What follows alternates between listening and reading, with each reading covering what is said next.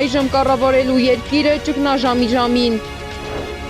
Մերձավոր Արևելքը ռազմական պայմաններին ինչ է կանխատեսում փորձագիտական դաշտը։ Քաոս եւ իրարանցում օդանավակայաններում ինչ է գրված օդանավակայանների չվատախտակներին։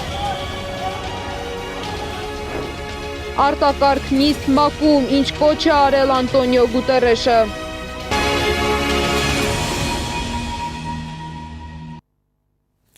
Մերձավոր Արևելքում վիճակը շարունակում է սրվել։ Իրանը քիչ առաջ հայտարարեց, որ այսօր պատրաստվում է հուժկու հարվածել Ամերիկայի Միացյալ Նահանգներին ավելի ուժեղ, քան երբևէ։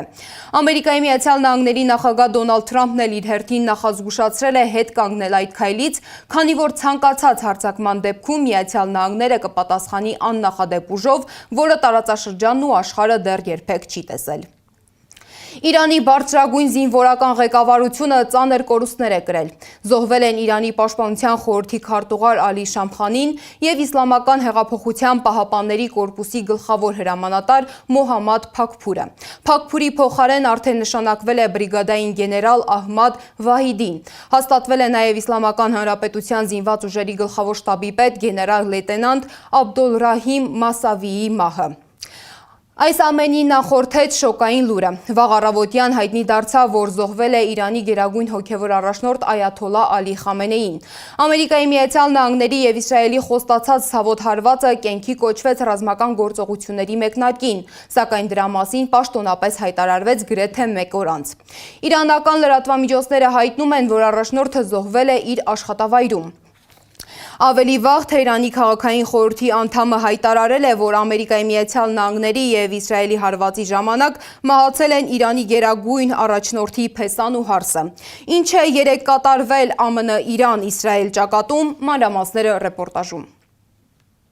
Ամերիկայի Միացյալ Նահանգներն ու Իսրայելը իրականացրին ցավոտ հարվածի իրենց խոստումը։ Իրանի գերագույն հոգևոր առաջնորդ Այաթոլլա Ալի Խամենեին զոհվել է եւ երկրի կառավարությունը հայտարարել է 40-օրյա հանրային սուգ։ Իրանի Իսլամական հեղափոխության պահապանների կորպուսը արդեն հայտարարել է, որ վճռական վրեժ կլուծի Խամենեի սպանության համար։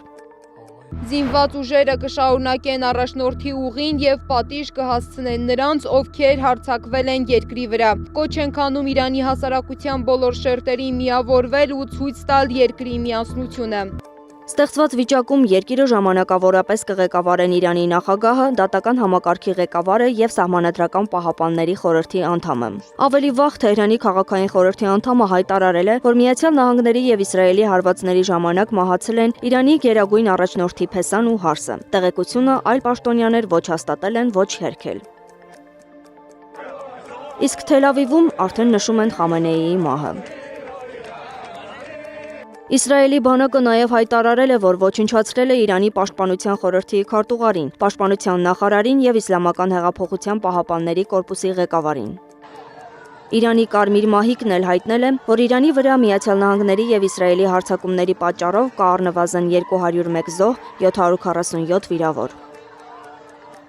Իրանը տարածաշրջանում թիրախավորել է ամերիկյան 14 ռազմաբազա։ Մասնավորապես հարված է հասցվել նաև Հորդանանում տեղակայված ամերիկյան ռազմաբազային։ Իրանական ԱԹՍ-ն հարվածել է Դուբայի 5 աստղանի հյուրանոց աշտարակ Բուրջ Ալ-Արաբին։ 321 մետր բարձրություն ունեցող արհեստական կղզու վրա կառուցված այս շենքի առաջինից 6-րդ հարկերում այրվել է ապակաթիլային հենակառույցը։ Պայթյուններ են որոտացել նաև Դուբայի հանրահայտ երկնաքերի Բուրջ Խալիֆայի շրջակայքում։ Իրանը հարվածել է նաև Դուբայի օդանավակայանին։ Հարձակման հետևանքով 1 մարդ զոհվել է, 7-ը վիրավորվել։ Դուբայում գտնվող զբոսաշրջիկները սպասում են ստորգետնյա ավտոկայանատեղիներում եւ նկուղային հարկերում, մինչև կթույլատրվի հյուրանոցի համարներ բարձրանալ։ Միաժամանակ Արաբական Միացյալ Էմիրությունների հակաօդային պաշտպանության համակարգերը հայտարարել են, որ Իրանի տարածքից արձակված մոտ 140 հրթիռ եւ ավելի քան 200 անօդաչու ոչնչացրել են օդում։ Քուվեյթի օդանավակայանը եւս հայտնվել է իրանական անօդաչուների թիրախում։ Նյու Յորքում հարյուրավոր մարդիկ բողոքի ցույց են անցկացրել դատապարտելով Իրանում Միացյալ Նահանգների գործողությունները։ Ցուցարարները կարծում են, որ աշխարհում ամենամեծ սպառնալիքը հենց Թրամփն ու Միացյալ Նահանգներն են։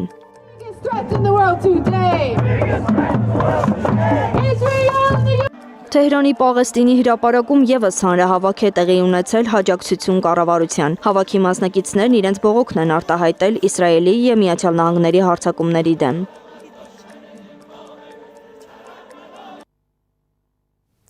Իսկ ով է Իրանը 37 տարի ղեկավարած հոգևոր առաջնորդը։ Նրա կյանքն ու գործունեությունը ուսումնասիրել է իմ գործընկեր Անահիտ Սարգսյանը։ Փետրվարի 28-ի առավոտյան Թեհրանին հարվածը Իրանի համար դարձավ շրջադարձային։ Երկրի գերագույն հոգևոր առաջնորդ Այաթոլլահ Ալի Խամենեին սպանվեց Միացյալ Նահանգների եւ Իսրայելի համատեղ հարձակման ընթացքում իր նստավայրում։ Թեհրանում հայտարարվեց 40-օրյա սուգ։ Էպիկական զայրույթի գործողությունը ոչ միայն ռազմական, այլև քաղաքական հարված էր, ուղղված Իրանի իշխանության բուրգի գագաթին։ Մարդ, որը ղեկավարեց Իրանը 37 տարի։ Ալի Խամենեին Իրանի Իսլամական Հանրապետության երկրորդ գերագույն առաջնորդն էր։ Մարդ, որի ձեռքում էին կենտրոնացված թե կրոնական, թե քաղաքական լծակները։ Նա ծնվել է 1939 թվականի Մաշհադում, մասնակցել 1978 թվականի հեղափոխական շարժմանը եւ մինչեւ 1979 թվականը բազմիցս բանտարկվել շահի ռեժիմի կողմից։ Հեղափոխությունից հետո նա դիրքերն ամրապնդեց իշխանական համակարգում, հիմնադրեց Ջոմհուրիե Իսլամի թերթը, դարձավ Թեհրանի ուրբաթօրյա աղոթքների առաջնորդ, զբաղեցրեց պաշտպանության փոխնախարարի պաշտոնը, Իրանի եւ Իրաքի պատերազմի տարիներին այցելեց ռազմաճակատ։ 1981 թվականին Ալի Խամենեիի նախագահ ընտրվելուց քիչ ժամանակ անց մահափորձ կատարվեց նրա դեմ։ Թեհրանի Աբուզար մզկիթում ելույթի ժամանակ պայթեց նրա առջև դրված զայնագրիչի մեջ թաքցված ռումբը։ Պայթյունի հետևանքով Խամենեին ծանր վիրավորվեց, վնասվեցին նրա ձեռքը, ձայնալարերը եւ թոքերը։ Այս մահափորձը դարձավ նրա քաղաքական կենսագրության ամենադրամատիկ դրվագներից մեկը։ Խամենեին շարունակեց իր քաղաքական գործունեությունը, իսկ 1985-ին վերընտրվեց քվեների 85% աջակցությամբ։ 1989-ին Ռուհոլլա Խոմեյնիի մահից հետո հոգևորականների քվեարկությամբ Խամենեին դարձավ երկրի գերագույն առաջնորդ։ Այդ պահից սկսվեց մի փուլ, երբ գերագույն առաջնորդի պաշտոնը դարձավ ավելի ազդեցիկ, քան նախագահի ինստիտուտը։ 1989-ից մինչև 2026 թվականը Խամենեին Իրանի անսակարկելի կենտրոնական դեմքն էր։ Նա վերահսկում էր խորհրդարանը, նախագահին, դատական համակարգը, արտաքին եւ պաշտպանական ռազմավարությունը։ Որպես գերագույն գլխավոր հրամանատար նա ղեկավարում էր նաև զինված ուժերը եւ Իսլամական հեղափոխական պահապանների կորպուսը։ Իրանի նախագահը գործադիր դեմքն էր, սակայն ռազմավարական որոշումների վերջնական խոսքը Խամենեինն էր։ Նրա ելույթների անբաժանելի մասը Միացյալ Նահանգներին ուղղված քննադատությունն էր։ Նա Վաշինգտոնի մեղադրում էր Մերձավոր Արևելքում իմպերիալիստական քաղաքականության համար, իսկ Իսրայելին տարածաշրջանային ագրեսիայի։ Այդ դիրքավորումն էր, որ նրան թշնամի երկրների համար դարձնում էր առանցքային թիրախ։ Խամենեիի կառավարման տարիներին Իրանում զանգվածային տարբեր ցույցեր են կազմակերպվել։ 1999-ին, 2009-ի կանաչ շարժման ժամանակ, նաև 2022-ից 23 թվականների կին կյանք ազատություն շարժման ընթացքում։ Բողոքները հաճախ ճնշվել են ուժային մեթոդներով, ինչի համար իշխանությունը ենթարկվել է միջազգային քննադատության։ Խամենեին Իրանի քաղաքական համակարգի հենասյունն էր։ Նրա շուրջ էր կառուցված իշխանության ամբողջ ճարտարապետությունը, բանակից դատական համակարգ։ Նրա մահն անխուսափելիորեն ստեղծում է ուժային հավասարակշռության նոր պայքար, թե երկրի ներսում, թե տարածաշրջանում։ Իսկ ինչ է լինելու Խամենեիի մահից հետո։ Իրանում գերագույն առաջնորդը չի ընտրվում հանրային ուղիղ քվեարկությամբ։ Նրան ընտրում են 88 հոգուց կազմված հոգևոր կառույցի քվեարկությամբ, որը ոչ միայն ընտրում, այլև վերահսկում է առաջնորդին եւ անհրաժեշտության դեպքում կարող է դադարեցնել նրա լիազորությունները։ Նոր տեխնացուն պետք է ստանա ձայների բացարձակ մեծամասնություն։ Մինչ նոր հոգևոր առաջնորդի ընտրությունը նրա պարտականությունները ստանձնում է ժամանակավոր խորհուրդը, նախագահի, դատական իշխանության ղեկավարի եւ սահմանադրական պահապանների խորհրդի մասնակցությամբ։ Ալի Խամենեին Իրանի պատմության ամենաերկար կառավարած առաջնորդներից էր։ Նրա մահը բացեց անորոշության մի շրջան, որտեղ որոշվելու է Իրանը կշարունակի արդյոք նույն կոշտ ուղին, թե կմտնի քաղաքական վերադասավորումների նոր փուլ։ Անահիտ Սարգսյան, Նոնա Գևորգյան, ABC Media։ Մերձավոր Արևելքում լարված զարգացումները ազդում են նաև ավիափոխադրումների վրա։ Զվարթնոց օդանավակայանի պաշտոնական կայքից տեղեկանում ենք, որ մի շարք չվերթներ չեղյալ են հայտարարվել կամ հետաձգվել։ Այսօր չի կայանա Արաբիա ավիաընկերության Աբու Դաբի Երևան եւ Շարժա Երևան նախատեսված չվերթերը։ Չեն իրականացվի նաև Դուբայ Երևան եւ հակառակ ուղղությամբ նախատեսված 3 չվերթ։ Ավելի վաղ տուրիստական գործակալություններից մեկի տնօրենը գործընկերոջս հայտնել էր, որ երեկ Աբու Դաբիից Երևան թռիչքը ճանապարհի կեսից վերադարձել է, իսկ Երևան-Դուբայ երթուղին նույնպես նստեցումից հետո չեղյալ են հայտարարել։ Քուվեյթի օդանավակայանում սպասում են նաև հայ ուղևորներ։ ABC մեդիան կապ է հաստատել նրանցից Սևան Շիրվանյանի հետ։ Նա պատմել է հետաձգված թռիչքի, պայթյունի եւ իրենց վիզաների մասին։ Բարև ձեզ, մենք առավոտյան ժամը 8:30-ի կողմերը եղանք Քուվեյթում, որից հետո շարունակական թռիչք ունենք դեպի Երևան, ժամը 10-ի մոտ էր, սակայն ինքնաթիռի մեջ մեզ հայտարարեցին, որ չենք կարող շարունակենք, մոտ 1 ժամից հետո մենք իջանք ինքնաթիռից, նորից սպասա սրահ եւ գրեթե տենց օրվա երկրորդ կեսն էր, որ շատ ուժեղ խաղաղություն եղավ մեր կողքի շենքում, տերմինալում եւ մինչեւ երևի թե դրանից հետո խուճապի մատնեցին ժողովուրդը, մենք իջանք մեզ իջեցին առաջին հարկ, երկար ժամանակ հատակին նստած, ինչպես տեսնում եք, հետո կանչեցին Ռուսաստանի, Հայաստանի, Ղազախստանի քաղաքացիներին եւ հատուկ կարգից հետո տրվեց իրենց ժամանակավոր վիզա մուտքի համար։ Ռազմական թիրախում են նաև Իրանում եւ Իսրայելում ապրող հայերը։ Թել Ավիվում բնակվող մեր հայրենակիցները գիշերն անցկացրել են ապաստարաններում, իսկ Թեհրանի հայ համայնքի հետ կապ հաստատել չի հաջողվում։ Ինտերնետ չկա։ Միայն տեղեկություններ են տարածվել, որ պայթյուններ են եղել Թեհրանի Սուրբ Սարգիս հայկական եկեղեցու մոտ։ Միացյալ Նահանգները եւ Իսրայելը թիրախավորել են Իրանի մոտ 10 քաղաքներ, որոնցից 3-ում Թեհրանում, Սպահանում եւ Թավրիզում հայերը շատ են։ Ընդհատված հաղորդակցական կապերի եւ ինտերնետի բացակայության պատճառով հայ համայնքի մասին դեռևս որևէ տեղեկություն չկա։ Բացի այն, որ Թեհրանում թիրախավորվել է հայկական եկեղեցու հարակից տարածքը։ Ես հիմա այդպես ստույգ լուրջ չեմ կարող ասեմ համայնքի մեջ ինչ վիճակատիրում եւ այլն։ Գիտեմ միայն, որ առաջնորդանիստ եկեղեցուն Թեհրանի Սուրբ Սարգիս եկեղեցու մոտակայքում թիրախավորել են մի քանի օբյեկտներ։ Տեղի հայ համայնքը ամենամեծ քրիստոնյա համայնքն է։ Մոտ 150,000 հայ է ապրում Իրանում, որոնց կեսից ավելին բնակվում են ռմբակոծվող Թեհրանում եւ հարակից Սպահանում։ Դե Թեհրան եւ Իսֆահան ամենաշատ տենց խտությունը կա հայության բնակեցման առումով, այ շատ կա այդ երկու քաղաքներում, նաեւ Թավրիզ Ուրմի հետրանք են։ Հայաստանի արտաքին գործերի նախարարությունն առավոտյան հայտարարություն տարածեց Իրանում եւ Իսրայելում բնակվող հայերին կոչ անելով զգոն լինել։ Իրանում եւ Իսրայելում գտնվող Հայաստանի Հանրապետության քաղաքացիներին հորդորում ենք պահպանել անվտանգության կանոնները եւ հետեւել պաշտոնական ցուցումներին։ Հայաստանի Հանրապետության արտաքին գործերի նախարարությունը շարունակելու է իրավիճակի մշտադիտարկումը եւ ըստ անհրաժեշտության հանդես կգա տեղեկատվության թարմացմամբ։ Այս պահին հասանելի չեն Սփյուռքի հետ Հայաստանի կապն ապահովող կառույցները, Սփյուռքի հանձնակատարի գրասենյակը եւ արտգործնախարարությունը։ Բաժանորդը ժամանակավորապես անհասանելի է։ Անհասանելի է Իրանում Հայաստանի Հանրապետության դեսպանության թեժ գիծը, որը գործարկել էր Հայաստանի արտգործնախարարությունը հայերին հորդորելով անհրաժեշտության դեպքում զանգահարել։ Սեյդա Գյուրեղյան, Աշոտ Բարբարյան, ABC Media։ Իրանում եւ ամբողջ մերձավոր Արևելքում սրված իրավիճակը հասել է նաեւ միջազգային բարձրագույն հարթակ։ Ֆրանսիայի նախաձեռնությամբ հրավիրվել է ՄԱԿ-ի անվտանգության խորհրդի արտակարգ նիստ, որտեղ անդամ երկրները քննարկել են տարածաշրջանում ծավալվող զարգացումները, դրանց հնարավոր հետևանքներն ու լարվածության նվազեցման ուղղությունները։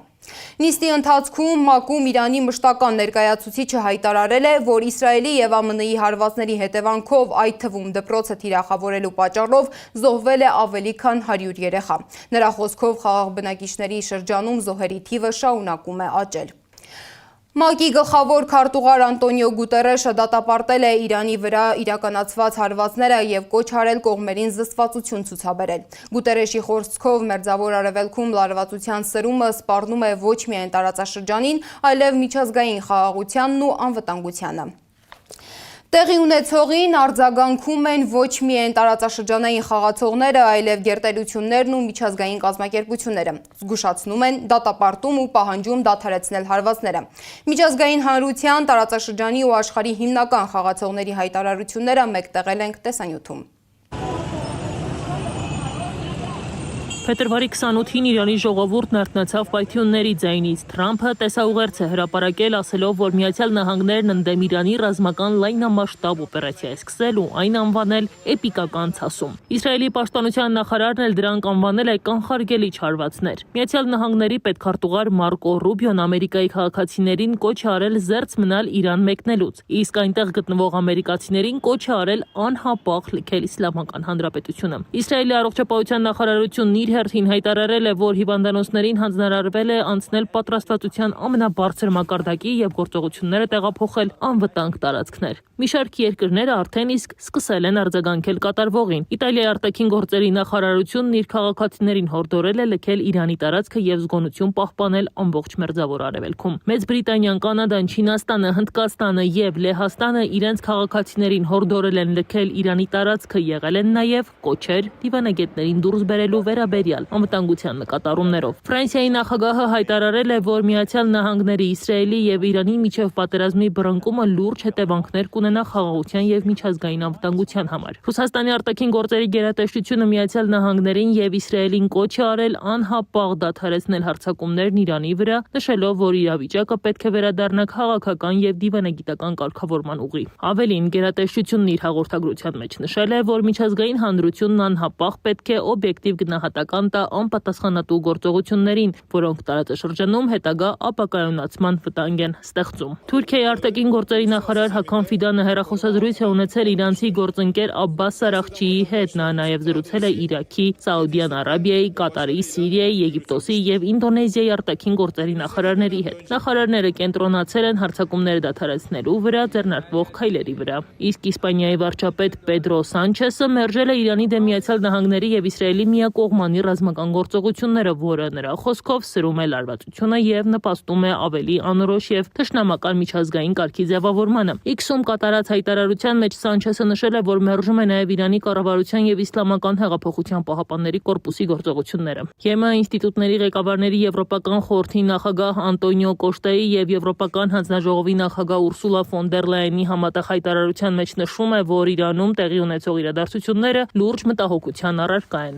ՄԱԿ-ի մարդու իրավունքների գերագույն հանձնակատար Ֆոլկեր Թուրքը դատապարտել է Մերձավոր Արևելքում տեղի ունեցած հարվածները, կոչ անելով բոլոր կողմերին վերադառնալ բանակցություններին եւ նշելով, որ հարձակումները կհանգեցնեն միայն մահվան, ավերածությունների եւ մարդկային տառապանքի։ Քաղաքացիական անձանց համար սարսափելի հետևանքները կանխելու համար նա կոչ է արել կողմերին զսպվածություն եւ խելամտություն ցուցաբերել եւ թույլատրել լարվածությունը։ Կարմիր խաչի միջազգային կոմիտեի ղեկավարն էլ կարծում է, որ Մերձավոր Արևելքում ռազմական էսկալացիան վտանգավոր շղթայական ռեակցիա է հրահրում ամբողջ տարածաշրջանում։ Սպոլիարիչը կողմերին կոչ է արել հարգել պատերազմի կանոնները եւ դրսեւորել քաղաքական կամք հետագա մահերն ու ավերածությունները կանխելու համար։ Ուկրաինայի արտաքին գործերի նախարարությունը հայտարարել է, որ Իրանում ներկայումս սրացումը երկրի իշխանությունների մեղքն է, հավելելով, որ Կիևը կանգնած է Իրանի ժողովրդի կողքին եւ կրկնում է այնտեղ իշխանափոխության կոչերը։ Աշխարհի երկրները փորձում են զգուշություն պահպանել։ Կատարը փակել է իր օդային տարածքը, իսկ Դուբայի օդանավակայանը դադարեցրել է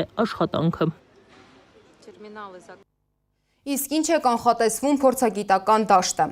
Քաղաքագետ Աբրահամ Գասպարյանի խոսքով Իրանի դեմ ռազմական գործողությունները զուգորդվելու են երկրի ներսում անկայունության, տնտեսական եւ էներգետիկ ճգնաժամերի ստեղծմամբ եւ մարդկանց կյանքին սպառնացող վտանգների չեզոքացմանն ուղղված քայլերի բացակայությամբ։ Քաղաքագետը ներկայացրել է իրադարձությունների զարգացման հավանական սցենարներ։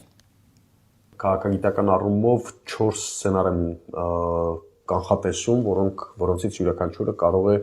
ցանկացած պահի տեղի ունենալ։ Դա Իրանի ներսում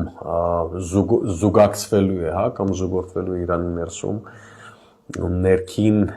անկայունության ստեղծմամբ պարտադիր տնտեսական եւ էներգետիկ ճգնաժամերի ստեղծմամբ եւ ամենավտանգավորը մարդկանց կյանքին սպառնացող վտանգների չեզոքացման ուղղված քայլերի բացակայությամբ, որովհետեւ խնդիրը դուրս է արդեն կարծես